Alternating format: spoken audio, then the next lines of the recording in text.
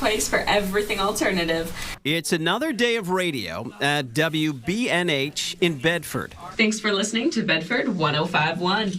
Every day, this town-owned radio station lets volunteers from the community be the voice of hip music programs. We don't just stay in this era. We go back to the Ramones and Talking Heads era. That was Lose You, a new song from Bully from their Lucky For You album.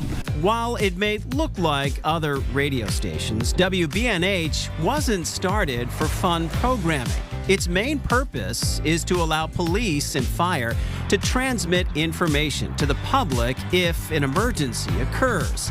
In the meantime, though, there's still 168 hours a week to fill, and we fill it with music and sports and local shows and everything about Bedford. What's up, Bedford 105.1? That was Sail Away by Lovely the Band, and I'm Caitlin. Thanks for being with me this afternoon. The 100-watt signal is low power. It reaches Bedford and a few surrounding towns, but their live stream online gets listeners around the world, and their coverage of local school athletics has become a huge draw. Squirts out, Muir, inside, Long before WBNH turned an emergency frequency into entertainment, another radio station launched in Manchester that would also make quite the adaptation.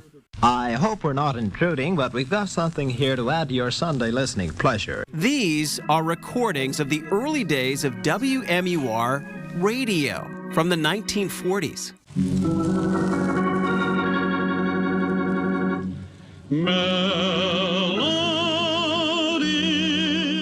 It was thanks to New Hampshire Governor Francis Parnell Murphy. Yes, the Murr in WMUR. And now it's lullaby time. Time to say a great big hello to all the new babies in town.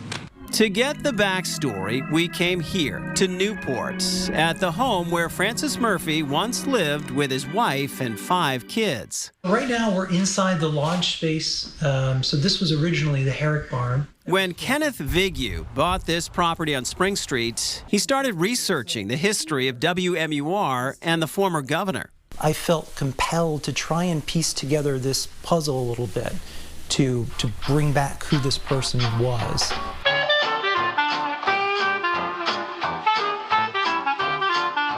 The Murphy family settled in Winchester, New Hampshire, living a poor existence.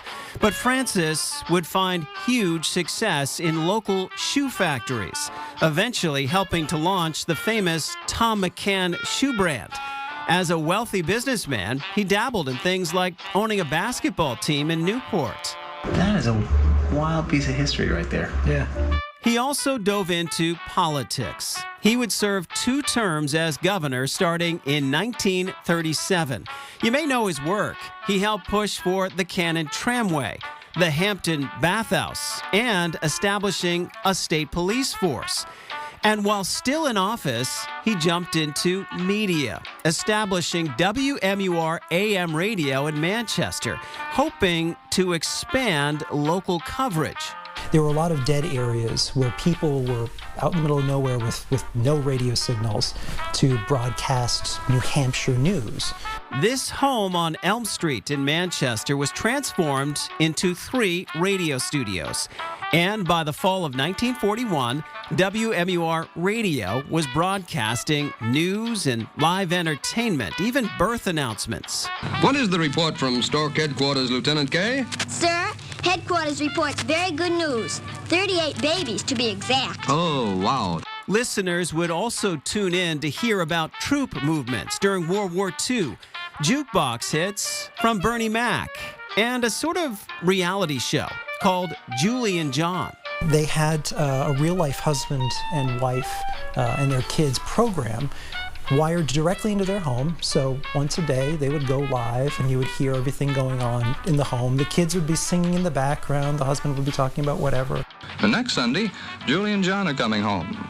At 2 o'clock next Sunday, WMUR will present a broadcast from the Bayside Airport in Hooksett. Even though an effort to broadcast on the FM dial failed, Murphy's WMUR AM radio station was a huge success. By 1953, WMUR Radio was reaching a daytime audience of 58,390 families, had a nighttime audience of 46,200 families, so it was really well listened to.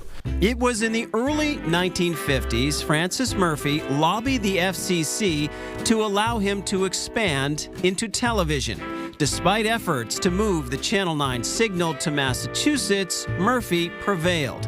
In 1954, WMUR TV launched from the same converted home on Elm Street in Manchester. All of the staff for radio became the staff for TV, including the technicians, the personalities, everyone that people knew from radio for the first time they were able to see. Including the popular newsman Tom Power and radio personality Gus Bernier, who would become well known for his Uncle Gus TV show. In 1956, after a couple of years of running both, WMUR Radio was sold off and would become WGIR. 2 years later, in 1958, Governor Murphy passed away after a battle with cancer. It's somewhat fitting. The man who saw the future of media in radio and television is now being remembered in the digital world too. Kenneth is making an online museum anyone can visit, where the memory of Francis Parnell Murphy will be broadcast for generations to come.